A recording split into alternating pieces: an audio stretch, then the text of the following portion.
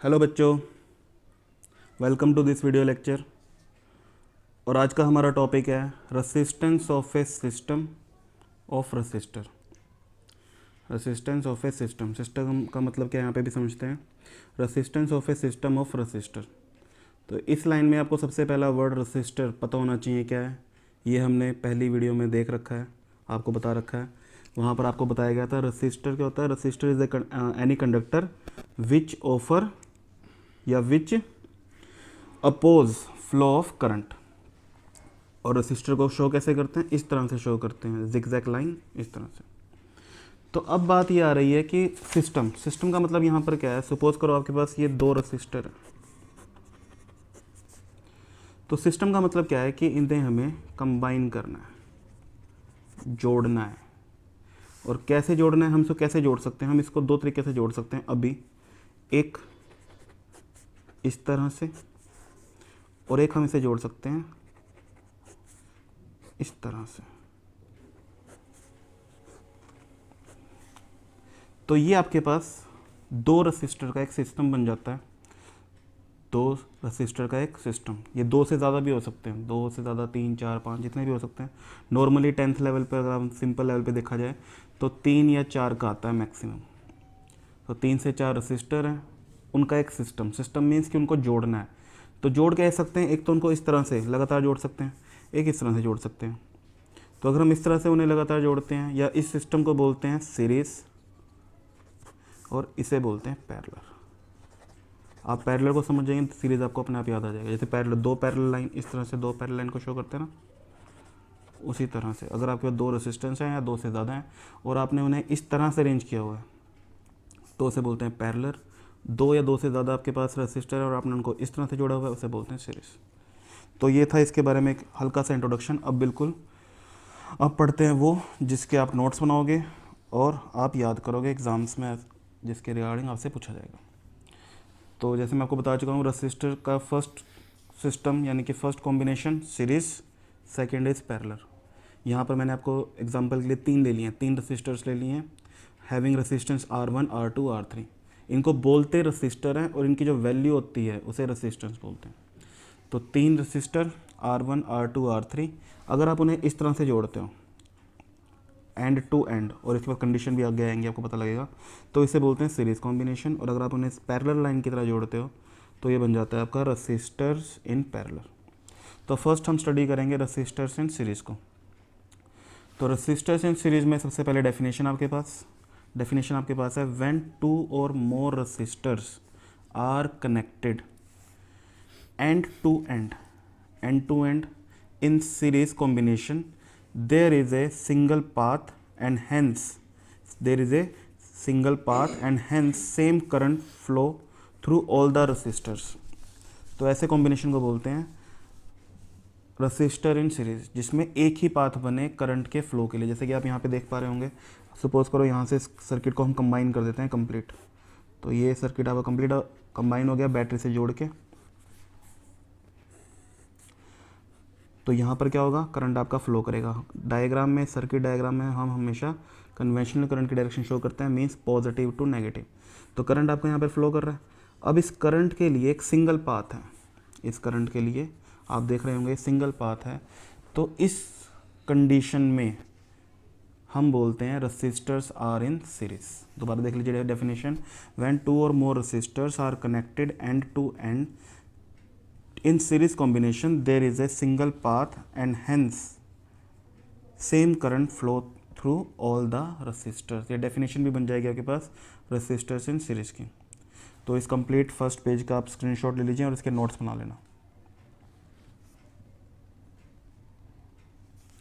अब चलते हैं आगे। तो सीरीज़ का हमने स्टडी कर लिया और सीरीज़ में हमने फर्स्ट कंडीशन समझ ली कि करंट जो होगा वो सभी रेसिस्टर्स के थ्रू सेम फ्लो करेगा।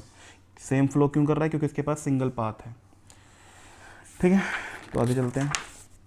अब बारी आती है इसका सेकंड पॉइंट नोट करने की, या इसकी ये भी एक कंडीशन आप मान सकते हो। In a series combination of resistors, तो the total potential difference across the combination is equal to the sum of potential difference across the individual resistor. अब इसका मतलब क्या है, इसका मतलब समझने की कोशिश करो। अगर आपके पास रेसिस्टर्स हैं R1 R2 R3, ठीक है, इसका बाकी का सर्किट बनाने की जरूरत नहीं, सिर्फ आप इस समय ये समझो R1 R2 R3 हमारे पास 3 रेसिस्टर्स हैं। हमने फर्स्ट कंडीशन में ये समझा था कि जो करंट है इन तीनों रेसिस्टर के थ्रू सेम जाएगा। करंट सेम क्यों है, क्योंकि सिंगल पाथ यहाँ पर उसे अवेलेबल हो रहा है, सिंगल पाथ ही मिल पा रहा है करंट को जाने के लिए, और इसलिए सारा का सारा करंट या same amount of current he flow करेगा इन सभी रेसिस्टर के थ्रू। लेकिन जो पोटेंशियल डिफरेंस है ये आपका अलग अलग हो जाएगा, यानी कि सीरीज कॉम्बिनेशन में potential difference across each resistor will be different. R1 के थ्रू V1, R2 के थ्रू V2, R3 के थ्रू V3, ठीक है। और ये जो V1 V2 V3 R1 R2 R3 के थ्रू पास कर रहा है, जब हम इनका सम करेंगे यानी कि V1 plus V2 plus V3, ये आपका टोटल अप्लाइड पोटेंशियल के इक्वल होगा। V1 V2 V3, the sum of V1 V2 V3 is equal to the applied potential difference. ये बात भी आपको हमेशा याद रखनी है। तो आप इस डायग्राम को इस तरह से बना सकते हो और आप इसे इस तरह से भी शो कर सकते हो। तो जो ये कंप्लीट V है किसके इक्वल होगा, ये सबसे पहले समझो, ये जो V है कंप्लीट V, क्योंकि हमने तीनों R1 R2 R3 के थ्रू हमने इसको अप्लाई कर दिया है। तो ये जो V है, ये V आपका V1 V2 V3 के सम के इक्वल होगा, V1 V2 V3 के सम के इक्वल होगा, और जो भी रिजल्ट होगा वो अप्लाइड बैटरी की पोटेंशियल को रिप्रेजेंट करेगा। सपोज करो आपके पास यहाँ पर इस सर्किट डायग्राम, अब चलो इसके लिए सर्किट डायग्राम को कंप्लीट करने की कोशिश करते हैं। यहाँ पर सपोज करो मैंने बैटरी अप्लाई कर दी 6 वोल्ट की बैटरी अप्लाई कर दी है। तो 6 वोल्ट ही आपका V1 V2 V3 के अंदर डिस्ट्रीब्यूट हो जाएगा। सपोज करो V1 में 1 मिल जाएगा, 1 वोल्ट मिल जाएगा, V2 में 2 वोल्ट मिल जाएगा, तो V3 में कितना जाएगा आपका 3 वोल्ट ही जाएगा। और आपने ये भी बात ध्यान रखनी है कि sum of V1 V2 V3 can't be greater than applied potential difference. जितना आपने 6 वोल्ट की बैटरी अप्लाई की है तो V1 V2 V3 का सम करके वो आपका 6 से ज़्यादा नहीं होगा, ठीक है। ये जो 6 वोल्ट की पोटेंशियल बैटरी आपने अप्लाई की थी वही यहाँ पर डिस्ट्रीब्यूट अलग अलग होती है डिपेंडिंग अपॉन द रेसिस्टेंस। तो ये सारी की सारी बातें, और हाँ आज का जो लेक्चर है ये बहुत ही इंपॉर्टेंट है, इससे रिलेटेड न्यूमेरिकल्स आपके पास एग्जाम में आएगा ही आएगा, और इसीलिए इस लेक्चर की एक एक लाइन आपने ध्यान से समझनी है। अगर एक लाइन समझ में नहीं आई है या जो पार्ट आपको समझ में नहीं आया, आप उसको दोबारा पढ़ो पहले, उससे आगे जाने का फ़ायदा आपको तभी होगा। सपोज करो आपको पहला ही पेज समझ में नहीं आया है तो पहले ही पेज को आप लगातार 3 से 4 बार देखो, उसके बाद आपने सेकंड पेज के ऊपर आपने जाना है। सेकंड पेज समझ में नहीं आया, सेकंड पेज को 2-3 बार पढ़ोगे, समझोगे, जैसे मैं बोल रहा हूँ एक एक लाइन को कवर करोगे तो आपको क्लियर हो जाएगा। ज़्यादा कुछ नहीं है, सिर्फ 2 बातें हैं अभी तक फर्स्ट और सेकंड में, कि अगर हम एंड टू एंड इस तरह से जोड़ते हैं, एक लाइन की फॉर्म में जोड़ते हैं तो सीरीज़ कॉम्बिनेशन होता है। इस कंडीशन में आपने 2 बातें याद रखनी है कि current will be same through all the resistance R1 R2 R3। Suppose करो 5 ओम का 5 एम्पियर का करंट फ्लो कर रहा है तो R1 के थ्रू भी 5 एम्पियर होगा। सपोज करो जो करंट फ्लो कर रहा है ये 5 एम्पियर का कर रहा है तो 5 एम्पियर का करंट R1 के थ्रू भी जाएगा, R2 के थ्रू जाएगा, R3 के थ्रू भी जाएगा, ठीक है। फर्स्ट पॉइंट ये है। सेकंड पॉइंट ये है कि जो पोटेंशियल डिफरेंस आप अप्लाई करते हो ये पोटेंशियल आपका डिस्ट्रीब्यूट हो जाएगा अलग अलग रेसिस्टर्स के थ्रू, R1 के थ्रू V1, R2 के थ्रू V2, R3 के थ्रू V3, और इनका जो सम है वो आपका कंबाइन अप्लाइड पोटेंशियल के इक्वल होगा, उससे ज़्यादा या उससे कम कभी नहीं होगा, ठीक है। तो यहाँ पर अगर सिंपल सा क्वेश्चन अगर आपको बनाना है तो बना सकता है कोई, V1 V2 की वैल्यू सपोज करो आपको 3 दे दी और यहाँ पर 6 दे दिया और आपसे V3 की वैल्यू पूछ ली, तो आप टोटल में से माइनस करके इसको निकाल लोगे। क्लियर है? चलिए अब चलते हैं अपने नेक्स्ट पार्ट पे। फर्स्ट पेज सेकंड पेज के बाद थर्ड पेज पर तभी जाना है जब आपको फर्स्ट और सेकंड क्लियर हो जाए, ठीक है। तो अब इसके हमने सीरीज़ कॉम्बिनेशन के बारे में पढ़ लिया, सीरीज़ कॉम्बिनेशन की जो कंडीशंस हैं उसके बारे में समझ लिया। अब बारी आती है सीरीज़ कॉम्बिनेशन से रिलेटेड एक फॉर्मूला बनेगा। ये एक तरह की डेरिवेशन भी बनती है, जैसे 9th क्लास में हम डेरिवेशन बनाते थे, तो एक फॉर्मूला बनेगा और उसी के फॉर्मूले के बेस पर आपने न्यूमेरिकल करना है, ठीक है। तो हेडिंग बनेगी आपकी एक्सप्रेशन फॉर इक्विवेलेंट रेसिस्टेंस। आप इसका भी स्क्रीनशॉट ले सकते हो पूरे पेज का, और उसके बाद एक एक लाइन को आपने ध्यान से समझना है, पढ़ना है। सबसे पहले इसके अंदर बनेगा आपका डायग्राम। तो डायग्राम के अंदर आपको 3 रसिस्टर्स ले सकते हैं, 2 ले सकते हैं। अगर सपोज करो आपके पास क्वेश्चन ये है कि derive R S is equal to R1 plus R2, तब आपने इस डायग्राम में सिर्फ 2 ही पार्ट लेने हैं, R1 R2 R3 नहीं लेना है। और अगर 3 का बन जाए R S is equal to R1 plus R2 plus R3, तब आपने 3 रसिस्टर्स का सिस्टम लेना है, जैसे कि यहाँ पे लिए हुए। सपोज करो आपके पास 4 का आ जाए, R1 plus R2 plus R3 plus R4, तब आप क्या करोगे, एक रसिस्टर और ऐड कर दोगे इसमें, ठीक है। तो सीरीज़ कॉम्बिनेशन ये वाला पार्ट आपको क्लियर है। ये सिर्फ और सिर्फ वायर्स हैं आपके पास, और ये बैटरी का कनेक्शन है। ये आपके पास की आ गई और ये आपके पास एमीटर आ गया, ठीक है। ये आपके पास एमीटर आ गया। अगर आप वोल्ट मीटर लगाना चाहते हो तो आप यहाँ पर इस तरह से लगा भी सकते हो, ठीक है। चलो इतना सब कुछ करने की जरूरत नहीं है, सिर्फ और सिर्फ आपने अभी यहाँ पर सिर्फ एक रिजल्ट को प्रूव करना है, इसलिए थोड़ा सा देखो। तो पहले बनेगा इसका सर्किट डायग्राम। सर्किट डायग्राम के बाद इसकी कुछ कंस्ट्रक्शन है, वो कंस्ट्रक्शन आपको देखनी पड़ेगी। कंस्ट्रक्शन में कुछ नहीं है, बस जो डायग्राम हमने कंसीडर 3 रसिस्टर, 3 रसिस्टर ले लिए, क्योंकि मैं इस समय इस रिजल्ट को प्रूव करना चाहता हूँ। Let us consider 3 resistors of resistance R1 R2 R3 respectively. 3 resistor लिए हैं जिनके नाम क्या है, R1 R2 R3 हैं। कनेक्टेड इन सीरीज, आपको दिख रहा है कनेक्टेड इन सीरीज है, in connected in series as shown in the figure में जैसे आपको शो कर दिया। उसके बाद let us connect a battery supplying a voltage V। हमने एक बैटरी अप्लाई की है जिसकी वोल्टेज क्या है V, यानी कि V वोल्टेज को अप्लाई कर रहा है across the resistance combination and A current I flow through the circuit. Current flow कर रहा है, क्यों कर रहा है, क्योंकि आपने बैटरी को कनेक्ट किया है और अपना जो की है वो आपने ऑन कंडीशन में रखा हुआ है। ये कौन से करंट को शो कर रहा है, आपको ध्यान आ गया होगा। ये कौन से करंट को शो कर रहा है, ये शो कर रहा है कन्वेंशनल करंट को। याद रखना है, सर्किट डायग्राम में हम हमेशा कन्वेंशनल करंट को ही शो करते हैं, कन्वेंशनल करंट को ही रिप्रेजेंट करते हैं, जिसकी डायरेक्शन होती है positive terminal to negative terminal. इसके बाद if V1 V2 and V3, if V1 V3 be the potential difference across the resistance R1 R2 R3 respectively। ये R1 आपके पास R1 के through potential difference V1, R2 के through potential difference V2, R3 के against V3।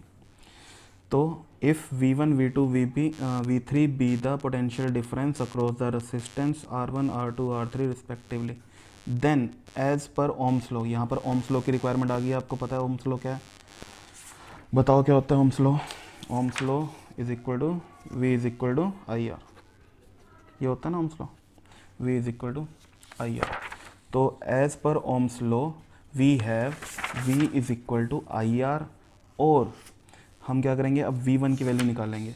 V1 की value यानी कि इस V1 की वैल्यू क्या आएगी, इस V1 की वैल्यू आएगी ओम्स लॉ के अकॉर्डिंग IR1।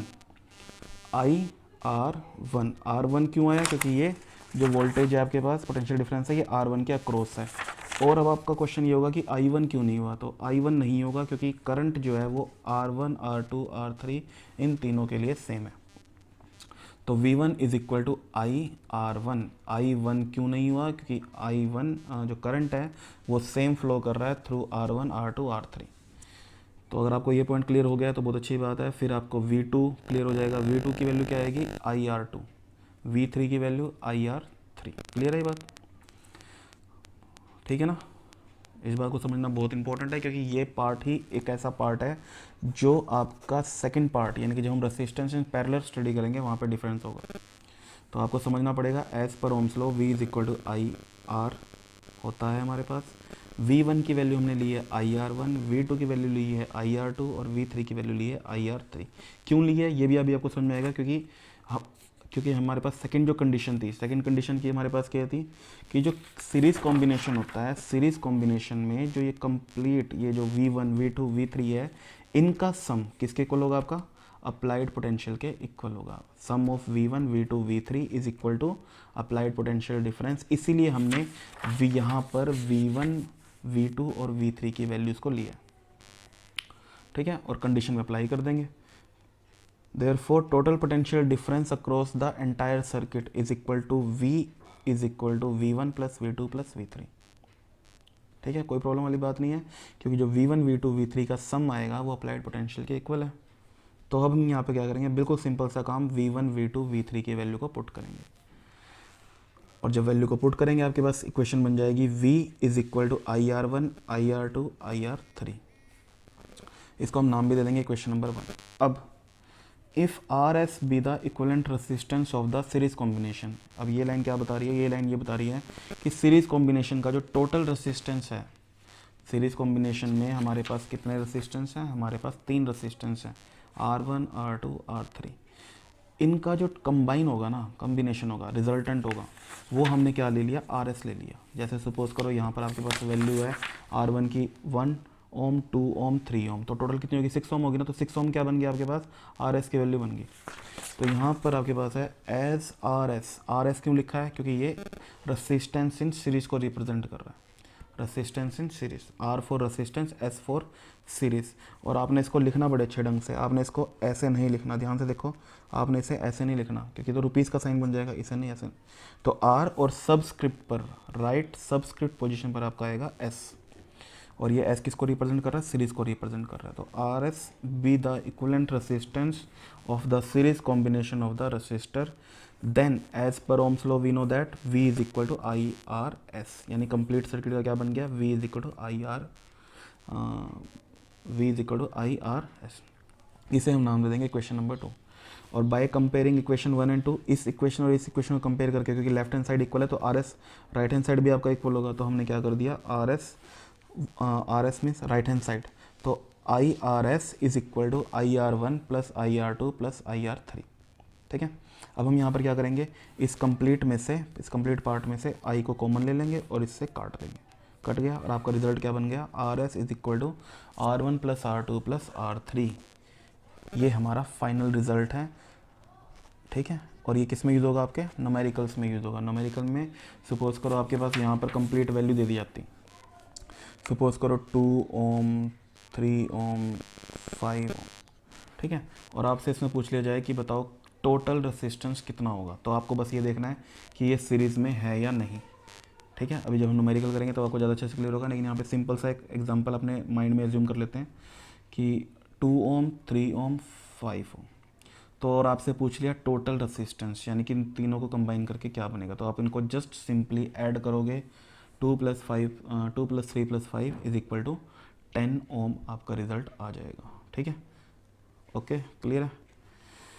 तो ये था आपके पास expression for equivalent resistance in case of series.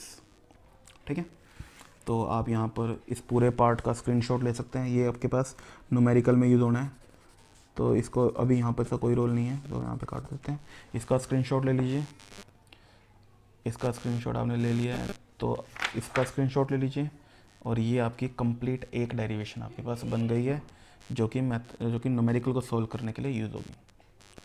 ठीक है, चलिए अब चलते हैं सीरीज़ कॉम्बिनेशन के अंदर कुछ इंपॉर्टेंट रिजल्ट्स हैं उनके बारे में। सीरीज़ कॉम्बिनेशन में कुछ इंपॉर्टेंट रिजल्ट्स हैं जो आपको अलग अलग जगह अलग अलग तरीके से यूज़ हो सकते हैं। कुछ ऑब्जेक्टिव टाइप क्वेश्चन में यूज़ हो सकते हैं, कुछ 1 मार्क्स के पॉइंट ऑफ व्यू से 1 लाइनर क्वेश्चन में हो सकते हैं। ठीक है, या फिर कुछ किसी न्यूमेरिकल में कोई छोटा सा पार्ट आ जाए उसमें यूज़ हो जाएगा। तो फर्स्ट इंपॉर्टेंट कंक्लूजन क्या है आपके पास, इसका भी स्क्रीनशॉट लेके के आपने अपने पास नोट्स में रखना है इसको।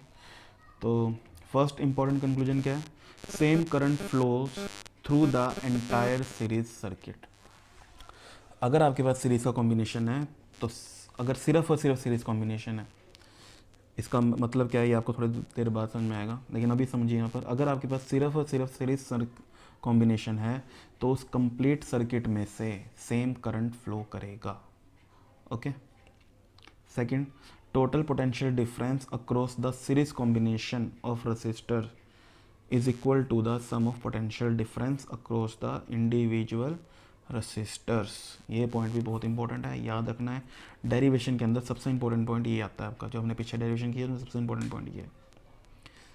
फिर उसके बाद सेकंड, ये वाला फर्स्ट वाला क्यों है, क्योंकि जैसे ही आप सीरीज कॉम्बिनेशन के बाद पैरेलल कॉम्बिनेशन स्टडी करोगे तब आपको वहाँ पर उसकी इंपॉर्टेंस समझ में आएगी। ठीक है, third, the equivalent resistance in series combination is greater than any individual resistance. The equivalent resistance in series combination is greater than any individual resistance। इसका मतलब क्या है? इसका मतलब छोटे से एग्जाम्पल समझ सकते हैं। जैसे सपोज करो आपके पास 3 रेसिस्टेंस हैं, 2 ओम, 3 ओम, 5 ओम। तो इक्विवेलेंट रेसिस्टेंस क्या होगा? अभी हमने पीछे स्टडी किया, इनका सम होगा, ऑब्वियस बात है कि यानी कि 10 ओम होगा। तो जो इक्विवेलेंट रेसिस्टेंस है वो R1 यानी कि 2 ओम से भी ज़्यादा है, 3 ओम से भी ज़्यादा है और 5 ओम से भी ज़्यादा है।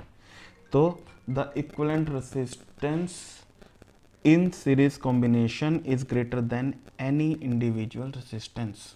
ठीक है, जो 10 ओम है वो जो जितने भी इसके पास इंडिविजुअल रेसिस्टेंस है उन सब की वैल्यू से क्या होगा? हमेशा ज़्यादा होगा। Last point, if N resistors, N का मतलब क्या है? बहुत सारे नंबर आपके पास रेसिस्टर्स हैं। If N resistors each of resistance R, आपके पास एन रेसिस्टर्स हैं, एन का मतलब यहाँ पर नेचुरल नंबर 1 2 3 4 5 100 200 1000 लैक्स चला जाएगा, और सभी की वैल्यू क्या है? एक पर्टिकुलर है। सपोज करो 2 ओम है, 3 ओम है, 4 ओम है, इस तरह से। If N resistors each of resistance are joined in series, then the equivalent resistance will be given by Rs is equal to NR। अब इसका मतलब क्या है? इसका मतलब यह है कि सपोज करो आपके पास, पहले छोटे एग्जांपल समझते हैं फिर बड़े एग्जांपल से। सपोज करो आपके पास 4 रेसिस्टर्स हैं, यानी कि N की वैल्यू क्या हो गई आपके पास? 4 हो गई।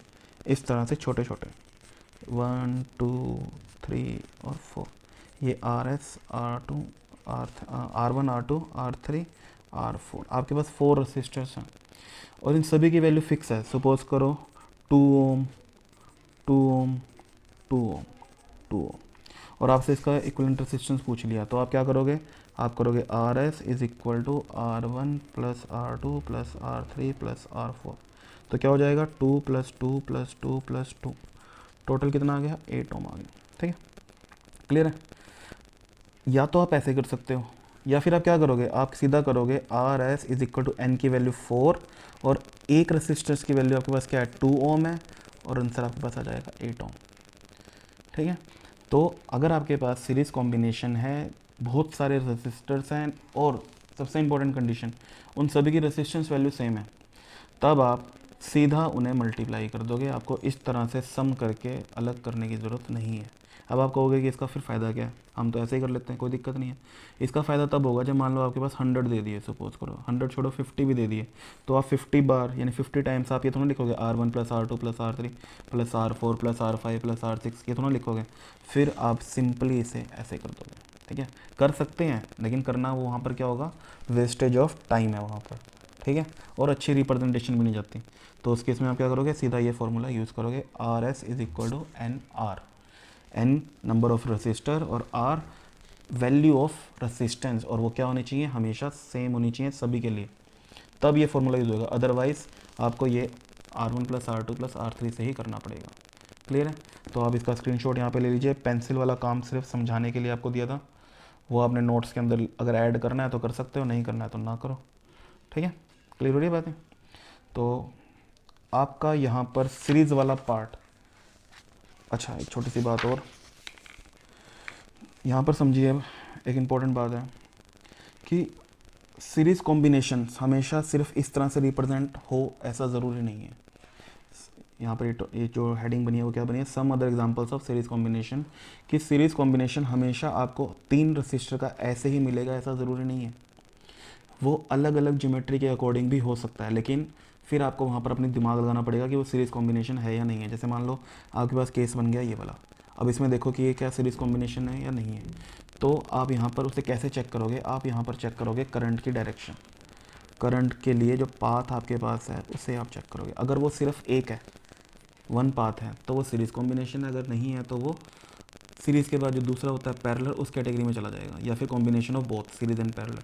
तो यहाँ पर हम देखते हैं, यहाँ पर करंट के लिए करंट की डायरेक्शन, कन्वेंशनल करंट की डायरेक्शन के अकॉर्डिंग हम शुरू करेंगे पॉजिटिव टर्मिनल से। तो यहाँ पर आप देख रहे हो कि करंट की डायरेक्शन आपके पास एक ही बन रही है, और जब एक ही करंट की डायरेक्शन बनती है तो वो कौन सा केस होता है? वो केस होता है आपके पास सीरीज़ का। ठीक है, यानी कि ये वाला केस जो आपके पास है ये सीरीज़ का है। क्लियर होगी बात है? अब इस पार्ट पे आ जाते हैं। ये पार्ट भी आपके पास सीरीज़ का ही बनेगा। कैसे बनेगा, आप कैसे पता लगाओगे, आप करंट की डायरेक्शन से पता लगाओगे। करंट की डायरेक्शन पॉजिटिव से नेगेटिव, तो यहाँ से आपके पास कन्वेंशनल करंट की डायरेक्शन जा रही है पॉजिटिव टू नेगेटिव। और यहाँ पर आप फिर से देख पा रहे हैं कि कहीं पर भी करंट के लिए दूसरा पाथ अवेलेबल नहीं है। और जब करंट के लिए दूसरा पाथ अवेलेबल नहीं होता तो वो क्या बन जाता है, आपका सीरीज़ कॉम्बिनेशन बन जाता है। ठीक है, ये पेंसिल वाला पार्ट है, इसे आपने नहीं करना है। ठीक है, तो देख लेंगे इसे। अब बारी आती है इसकी, तो इसमें भी आप देखोगे कि करंट के लिए एक ही पाथ अवेलेबल है, एक ही रास्ता है इसके लिए, तो ये भी सीरीज़ कैटेगरी में चला जाएगा। उसी तरह से ये भी सीरीज़ कैटेगरी में जाएगा, क्योंकि यहाँ पर भी एक ही पाथ अवेलेबल है, डबल पाथ यहाँ पर अवेलेबल नहीं है इसके लिए, तो ये भी सीरीज़ में जाएगा। इसके बाद ये वाला पाथ आप देखोगे तो ये भी एक सर्कल वाला केस भी आपके पास सीरीज़ कैटेगरी में जाएगा, और उसी तरह से ये वाला पार्ट भी आपके पास सीरीज़ कैटेगरी में जाएगा। तो यानी कि सीरीज़ का केस सिर्फ और सिर्फ ये होता है, ऐसा नहीं है। ये सारे के सारे केस आपके पास सीरीज़ से ही रिलेटेड हैं, और भी ज़्यादा हो सकते हैं। ये सिर्फ आपको जितने मैं अवेलेबल करा सका बता सका वो हैं, और भी हो सकते हैं। सिर्फ आपने क्या करना है, इस एरो को घुमा के देखना है, करंट की डायरेक्शन को घुमा के देखना है। अगर वो सिंगल पाथ है तो वो सीरीज़ कैटेगरी में जाएगा, अगर सिंगल पाथ नहीं है तो वो सीरीज़ कैटेगरी में नहीं जाएगा, किसी और कैटेगरी में जाएगा, या तो पैरेलल में जाएगा या फिर उन दोनों के कॉम्बिनेशन में जाएगा। ठीक है, तो यहाँ पर आपका सीरीज़ वाला पार्ट कंप्लीट हो जाता है। तो जैसे अभी हमने रसिस्टर्स इन सीरीज़ के बारे में पढ़ा है, उसी तरह से अब हमें पढ़ना है रसिस्टर्स इन पैरेलल। और यहाँ पर आपका माइंड बहुत ज़्यादा कॉन्शियस होना चाहिए जो हम पढ़ रहे हैं उसके ऊपर, क्योंकि अब सीरीज़ इन रेसिस्टेंस इन सीरीज़ के अंदर जो भी हमने पॉइंट्स पढ़े थे वो सारे आएंगे, लेकिन अलग तरीके से आएंगे। ठीक है, और अगर आपने कुछ गड़बड़ कर दी तो आप क्या करोगे, सीरीज़ में पैरेलल का क्वेश्चन कर दोगे, पैरेलल में सीरीज़ वाली बातें लिख दोगे, ओवरऑल मिक्सिंग करोगे। मिक्सिंग करने से आपके नंबर बहुत ज़्यादा कट सकते हैं। तो पहले स्क्रीनशॉट ले लीजिए और उसके बाद आपको इसके बारे में समझाते हैं। सबसे पहले डेफिनेशन या जो इंट्रोडक्शन है, 2 or more resistors are said to be joined in parallel। दो या दो से ज़्यादा रेसिस्टर्स पैरेलली जॉइंट हैं। कब जॉइंट हैं, if one end of all resistors, यानी कि सभी रेसिस्टर का एक end is connected to one point, वो वन पॉइंट जो भी होगा फिक्स होगा, and the other end of all the resistors is joint at another point. और ये जो ये वाला पॉइंट आएगा ये भी सेम होगा। कैसे, सपोज करो आपके पास ये 3 रेसिस्टर्स हैं, R1 R2 R3। अब इन सभी का सपोज करो आपके पास एक एंड जो हम बात कर रहे हैं, सपोज करो सारे के सारे लेफ्ट हैंड साइड वाले एंड हैं। ये सारे के सारे लेफ्ट हैंड साइड वाले एंड आपके पास एक पॉइंट से जुड़ने चाहिए। जैसे कि सपोज करो इस तरह से ये सारे के लेफ्ट हैंड साइड वाले सारे के सारे पॉइंट एक पॉइंट से जुड़े होने चाहिए, लाइक दिस। ये रहा वो पॉइंट, यानी कि ए पॉइंट पर ये तीनों रेसिस्टर्स का जो लेफ्ट हैंड साइड वाला पार्ट है वो जुड़ा हुआ है। और उसी तरह से राइट हैंड साइड वाला पार्ट, ये सपोज करो राइट हैंड साइड वाला पार्ट है, तो ये सारे के सारे पॉइंट भी एक ही पॉइंट से जुड़े हों, यानी कि सपोज करो यहाँ पर बी, तो इसको बोलते हैं resistors are to be connected in parallel. ठीक है, इसके बाद तो आपका सिंपल सी डेकोरेशन टाइप सर्किट है, आपको पता ही है। इसमें आपको बैटरी जोड़नी है, एक की लगानी है, ऑन कंडीशन में रखनी है, और आपके पास एमीटर, अगर वोल्ट मीटर लगाना चाहते हैं तो लगा सकते हैं। अब इस केस में क्या होगा, वोल्ट मीटर ए और बी पॉइंट के क्रॉस लगेगा। ठीक है, इस तरह से, और आपका सर्किट ये वाला यहाँ पर प्रिपेयर हो गया। ये वाला सर्किट अगर आप एकदम से देखोगे तो आपको शायद समझ में ना आए कि कैसे बनाना है, लेकिन जो ये डायग्राम बना रखा था इससे आपको आइडिया हो जाएगा ये डायग्राम बनाना कैसे। अब इसकी थोड़ी सी और लेबलिंग कर लेते हैं। पॉजिटिव नेगेटिव करंट की डायरेक्शन फ्रॉम, कौन से करंट की, कन्वेंशनल करंट की direction from positive terminal to negative terminal. अब आपको ये समझना है कि ये वाला डायग्राम इस वाले डायग्राम से अलग कैसे है। देखो यहाँ पर आपका करंट मूव करना स्टार्ट किया फ्रॉम पॉजिटिव टर्मिनल, और यहाँ पर जाने के बाद R1 के थ्रू गया, R2 के थ्रू गया, R3 के थ्रू गया। इसके पास कोई और रास्ता नहीं है। मान लो मैं चाहूँ कि मैं सिर्फ इसे R2 के थ्रू लेके जाऊँ तो नहीं जा सकता। क्यों नहीं जा सकता, क्योंकि कोई रास्ता ही नहीं है, कोई पाथ ही नहीं है। ठीक है, तो इसीलिए सीरीज़ कॉम्बिनेशन के अंदर करंट सेम था through all the resistors, potential difference different था, क्योंकि यहाँ पर जो पोटेंशियल डिफरेंस अगर मान लो हम लगाते हैं तो वो इन एंड्स के थ्रू है। ये वाला V2 पोटेंशियल इन एंड्स के थ्रू है और यहाँ पर इन एंड्स के थ्रू है, और इसीलिए पोटेंशियल डिफरेंस आपका V1 के थ्रू अलग है, V2 के थ्रू अलग है और V3 के थ्रू अलग है। अब इसका कंप्लीटली रिवर्स आपको यहाँ पर देखने को मिलेगा। इस डायग्राम में क्या है, करंट यहाँ से मूव करना स्टार्ट किया पॉजिटिव टर्मिनल से, यहाँ से मूव करना स्टार्ट किया। ए पॉइंट पर आने के बाद आपको दिख रहा है कि करंट आपका R1 के थ्रू भी जा सकता है, R2 के थ्रू भी जा सकता है और R3 के थ्रू भी जा सकता है, अलग अलग। ठीक है, मान लो R3 के थ्रू जाना है तो यहाँ से R3 के थ्रू जा सकता है, R2 और R1 के थ्रू ना जाए कोई दिक्कत नहीं है। जा रहा है वो एक अलग बात है, नहीं ना जाए हमसे रोकना चाहे रोक सकते हैं। तो इसीलिए यही चीज़ यहाँ पर डिफरेंट है कि यहाँ पर आपके पास सीरीज़ के मुकाबले करंट डिफरेंट है। सीरीज़ में करंट सेम था, पैरेलल कॉम्बिनेशन में करंट डिफरेंट है। एक बात क्लियर हुई आपको। दूसरी बात, वहाँ पर जो पोटेंशियल डिफरेंस अप्लाई कर रखा था वो आपने R1, R2, R3 के डिफरेंट पॉइंट्स पे कर रखा था, लेकिन यहाँ पर सिर्फ और सिर्फ AB के थ्रू है। ठीक है, तो AB के थ्रू जो पोटेंशियल डिफरेंस आपने अप्लाई कर रखा है वो R1 का भी कर रखा है, R2 का भी कर रखा है, R3 का भी कर रखा है। इसीलिए R1, R2, R3 के लिए पोटेंशियल डिफरेंस V की वैल्यू सेम रहेगी, और वो किसके इक्वल होगी, वो आपके अप्लाइड पोटेंशियल के इक्वल रहेगी। समझ में आई आपको बात यहाँ पर। तो जैसे कि यहाँ पर ये डायग्राम है, आपको समझ में आ गया होगा। तो मोटी मोटी दो बातें आपको क्लियर हुई होंगी सीरीज़ और पैरेलल कॉम्बिनेशन के अंदर, कि सीरीज़ में करंट सेम है, पोटेंशियल डिफरेंस डिफरेंट है। यहाँ पर आपके पास करंट डिफरेंट है और पोटेंशियल डिफरेंस सेम है, और इसीलिए हमने वहाँ पर क्या किया था, हमने वहाँ पर जो रिज़ल्ट एक शॉर्ट कर दिया था वो क्या कर दिया था, V is equal to V1 plus V2 plus V3। उसी तरह से हम यहाँ पर करेंगे I is equal to I1 plus I2 plus I3। और आपको क्या चेंज करना है ओम्स लॉ के अकॉर्डिंग, वो भी शायद समझ में आ गया होगा। अगर नहीं आया तो अभी जैसे जैसे हम आगे बढ़ेंगे आपको क्लियर हो जाएगा। तो ये वाला पार्ट आपको क्लियर हो गया था, ऊपर वाला पार्ट, ये डायग्राम आपको क्लियर हो गया। अब बारी आती है इसकी छोटी सी डेफिनेशन की। क्या डेफिनेशन देख लेते हैं। In parallel grouping of resistors potential difference across each resistor is same and is equal to the potential difference across the parallel combination. Means R1, R2, R3 के इक्वल अक्रॉस जो भी potential apply हो रहा है, और वही potential आपका क्या है, बैटरी वाला है। ठीक है, क्लियर है।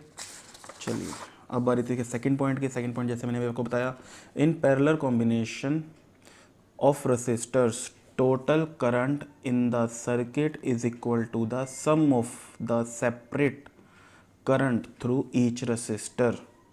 ठीक है, each branch of the combination, जैसे कि I1, I2, I3 जो हमने पढ़ा था। जैसे यहाँ भी देखो डायग्राम में दिख रहा है आपको I1, I2, I3, और ये क्या होगा, तीनों का सम किसके इक्वल हो जाएगा, total current flowing through the circuit के इक्वल होगा, यानी कि I के इक्वल होगा। ठीक है, तो आगे बाद डेफिनेशन पार्ट आ गया आपके पास। दो कंडीशन आपके पास जो इंपॉर्टेंट हैं वो आ चुकी हैं। अब बारी आती है इसके एक्सप्रेशन की। सीरीज़ का एक्सप्रेशन क्या था, आपको याद होगा, RS is equal to R1 plus R2 plus R3, और यहाँ पर जो भी रिज़ल्ट है वो आपको ड्राइव करना है, उसी मेथड से ड्राइव करना है।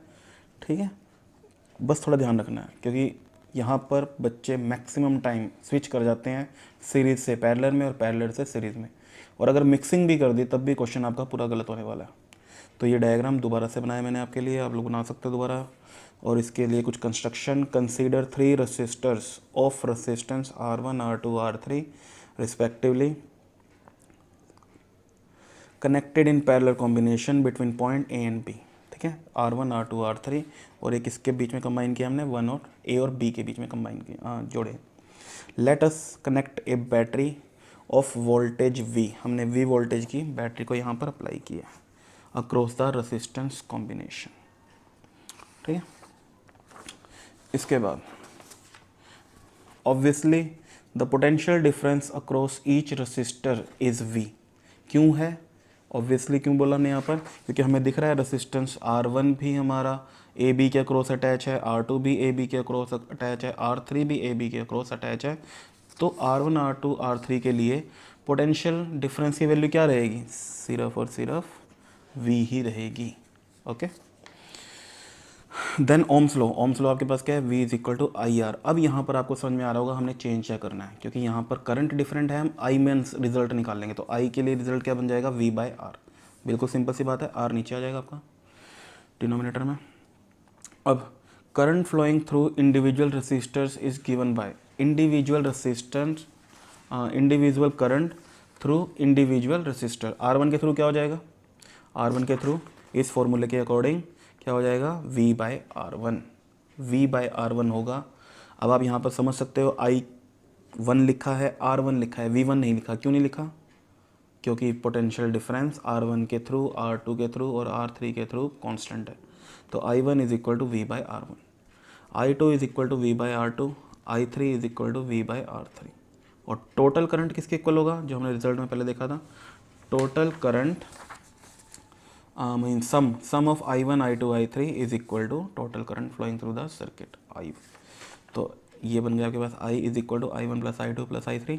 इनकी वैल्यूज पुट करी, V by R1 plus V by R2 plus V by R3। Equation number 1 बनाया इसको हमने। इफ़ RP, वहाँ पर क्या था आपके पास, RS था, यहाँ पर है RP। RP क्यों है, क्योंकि पैरेलल का सर्किट है, parallel. RP be the equivalent resistance of the parallel combination of resistor, ठीक है। Then in accordance with the Ohm's law, according to Ohm's law क्या हो जाएगा, V is equal to I is equal to V by RP, ठीक है। तो V by RP is equal to V by R1 plus V by R2 plus V by R3। हम V common ले लेंगे, common लेके काट देंगे और आपका रिजल्ट आ जाएगा I1 by RP is equal to 1 by R1 plus 1 by R2 plus 1 by R3। ये आपका फाइनल रिजल्ट होगा, ठीक है। तो अगर आपके पास रेसिस्टर सीरीज कॉम्बिनेशन में है तो आपका रिजल्ट आ रहा है RS is equal to R1 plus R2 plus R3। और अगर आपके पास तीनों रेसिस्टेंस पैरेलल में है तो आपके पास रिजल्ट आ रहा है 1 by R1 plus 1 by R2 plus 1 by R3, ठीक है। ये दोनों ही रिजल्ट आपको न्यूमेरिकल में यूज़ करने हैं। न्यूमेरिकल इसके बहुत ज़्यादा इंपॉर्टेंट हैं और एग्ज़ाम में 101% आते हैं। अब जैसे हमने इंपॉर्टेंट कंक्लूजन पढ़ा था सीरीज़ के बारे में, वैसे ही हम इंपॉर्टेंट कंक्लूजन पढ़ेंगे पैरेलल के बारे में। यानी कि कुछ पॉइंट्स हैं जो आपको याद रखना है हमेशा। First point, potential difference across each resistor is exactly the same and equal to the potential difference across the combination. Diagram में दोबारा देख लेते हैं कि पोटेंशियल डिफरेंस यानी कि V की वैल्यू, पोटेंशियल डिफरेंस V की value across each resistor is exactly same, यानी कि जो R1 के थ्रू है, R2 के थ्रू है, R3 के थ्रू है, तीनों सेम है। और किसके इक्वल है, and equal to the potential difference across the combination. और वो कहाँ पर है, ये रहा आपका, ठीक है। सपोज करो यहाँ पर 6 है तो यहाँ पर भी 6 होगा, यहाँ पर भी 6 होगा और यहाँ पर भी 6 वोल्ट होगा। ये बात है, क्लियर है सभी को। चलिए सेकंड पॉइंट, सेकंड पॉइंट में आपके पास है the total current through the parallel combination of the resistors is equal to the sum of the individual current through various resistor। Means diagram के थ्रू आपके पास ये रहा I1 I2 I3, इन तीनों का सम किसके इक्वल होगा, आपके total current flowing through the circuit उसके इक्वल होगा। I1 I2 I3 is equal to I। अब third and last, if n resistors each of resistance are joint in parallel. आपके पास बहुत सारे रेसिस्टर्स हैं, जैसे हमने सीरीज में कंसिडर किया था। सपोज करो 4 है और वो 4 के 4 आपके पास पैरेलल में कनेक्टेड हैं। तब आपको अगर उनका रिजल्टेंट निकालना है तो आप ये डायरेक्ट फार्मूला यूज़ कर सकते हैं, RP is equal to R by N. N क्या होगा, नंबर ऑफ रेसिस्टर, और R क्या होगा बताना ज़रा, R होगा आपके पास resistance value of each resistor. और ये क्या होनी ज़रूरी है बताओ ज़रा, ये ज़रूरी है कि ये सबके लिए सेम हो। मान लो आपके पास 10 रेसिस्टर्स हैं और 10 के 10 की वैल्यू 1 ओम है, तभी आप ये रिज़ल्ट यूज़ कर सकते हो। अदरवाइज़ आपको 1 बाय RP, अदरवाइज़ आपको ये वाला रिज़ल्ट ही फॉलो करना पड़ेगा। 1 by RP is equal to 1 by R1 plus 1 by R2 plus 1 by R3, ठीक है। तो लास्ट जैसे हमने सीरीज़ में स्टडी किया था, जैसे हमने सीरीज़ में देखा था कि कुछ डायग्राम आपको लग सकता है कि ये, या कंफ्यूज कर सकते हैं आपको कि ये कौन सा डायग्राम है। तो अगर आपके पास इस तरह से भी कुछ है तो वो भी आपको ध्यान रखना है कि वो आपका पैरेलल कॉम्बिनेशन में ही जाएगा। ठीक है, जैसे मान लो R1 R2, हमने वहाँ पर तीनों इकट्ठे रखे हुए थे ना, R1 R2 R3।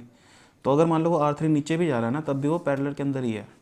पैरेलल के अंदर वो तब होगा जब जब करंट का पाथ डिस्ट्रीब्यूट होगा, करंट का पाथ बटेगा। जैसे यहाँ पर ये करंट फ्लो कर रहा है, यहाँ पर आने के बाद ये करंट दो डायरेक्शन के अंदर स्प्लिट हो गया, यानी कि यहीं से आपका सिस्टम पैरेलल के अंदर चेंज हो चुका है। और फिर यहाँ पर जाने के बाद ये फिर से चेंज हो गया, फिर से स्प्लिट हो गया। तो इसका मतलब ये क्या है, पैरेलल कॉम्बिनेशन। इसी तरह से यहाँ पर भी पैरेलल कॉम्बिनेशन है, यहाँ पर भी आपके पास पैरेलल कॉम्बिनेशन है, और ये भी आपके पास पैरेलल कॉम्बिनेशन का ही एग्जांपल है, सिर्फ और सिर्फ उसकी शेप चेंज कर दी है। तो आपने ध्यान रखना है कि ये तीनों चारों केस भी आपके पास पैरेलल कैटेगरी के ही हैं, और आपने इन्हें पैरेलल के अकॉर्डिंग ही सॉल्व करना है। ठीक है, तो इन सभी डायग्राम्स की आप तैयारी करेंगे। इस पूरे वीडियो लेक्चर को आप ध्यान से सुनेंगे। थोड़ा सा लेंथी हो गया आज का लेक्चर, लेकिन ये दोनों ही पॉइंट इकट्ठे पढ़ने जरूरी थे, ताकि आपको डिफरेंस में, इन दोनों के बीच में क्या डिफरेंस है उसके अंदर क्लैरिटी आ सके आपकी। ठीक है, तो जब भी इस पार्ट को पढ़ते हो, सबसे पहली बात है कि इनको अलग अलग नहीं पढ़ना। अलग अलग पढ़ोगे तो आपको ये नहीं पता लगेगा कि इन दोनों में कुछ सिमिलैरिटी हैं और कुछ डिससिमिलैरिटी हैं, या फिर कहाँ पर कौन सा पार्ट किस तरह से अलग है, वो नहीं पता लगेगा। तो आपने दोनों पार्ट इकट्ठे पढ़ने हैं, पूरे प्रेजेंस ऑफ माइंड के साथ पढ़ने हैं। ऐसा ना हो कि आपका माइंड तो कहीं और है और आप वीडियो देख रहे हो क्योंकि आपको कहा जा रहा है, आपके पेरेंट्स बोल रहे हैं कि पढ़ाई करो। ऐसा नहीं होना चाहिए। अगर ऐसा हुआ तो अगर आप कोई डाउट इसके अंदर कोई बन गया तो फिर वो दिक्कत हो जाएगी। और यकीन मानिए इस बार भी 5 मार्क्स का क्वेश्चन आया हुआ था यहाँ से, इन सर्किट डायग्राम से, और ये पूरा चैप्टर सर्किट डायग्राम के अंदर ही है। तो इसी के साथ आपका सीरीज़ और पैरेलल कॉम्बिनेशन का थ्योरी पार्ट क्लियर हो चुका होगा। जिसका नहीं हुआ है, जिसका नहीं हो रहा है, वो ज़्यादा से ज़्यादा बार इस वीडियो को देखो। ठीक है, और इसका न्यूमेरिकल पार्ट रह जाएगा, और न्यूमेरिकल पार्ट की नई वीडियो बन जाएगी आपके पास। और आपने ये ध्यान रखना है कि जैसे ही इसके न्यूमेरिकल कंप्लीट होंगे, ये चैप्टर आपका 80% से भी ज़्यादा कंप्लीट हो जाएगा। उसके बाद इस चैप्टर की सिर्फ और सिर्फ 1 या 2 वीडियो और बनेंगी थ्योरी के पॉइंट ऑफ व्यू से। न्यूमेरिकल पॉइंट ऑफ व्यू से तो आप इसकी जितनी मर्जी वीडियोज़ बना सकते हो। थ्योरी पॉइंट ऑफ व्यू से इसकी 1 या मैक्सिमम 2 वीडियो और आएंगी। ठीक है, न्यूमेरिकल पार्ट की आप जितनी मर्जी वीडियो बना सकते हो, और ये चैप्टर आपका फिनिश हो जाएगा। तो आई होप कि आपको कुछ समझ में आया होगा। अगर नहीं समझ में आया तो आप इसको ध्यान से देखिए, दोबारा पढ़िए, और पहली वीडियोस जो अपलोड की गई हैं उनको भी, उनके बारे में भी सारा कुछ आपको पता होना चाहिए, याद होना चाहिए। ऐसा ना हो कि आप उनको भूल रहे हो और आगे आगे पढ़ते जा रहे हो। 10th क्लास है, बोर्ड एग्जामिनेशन है, आपको बड़े ध्यान से पढ़ना पड़ेगा। Thank you very much. Stay home, stay safe.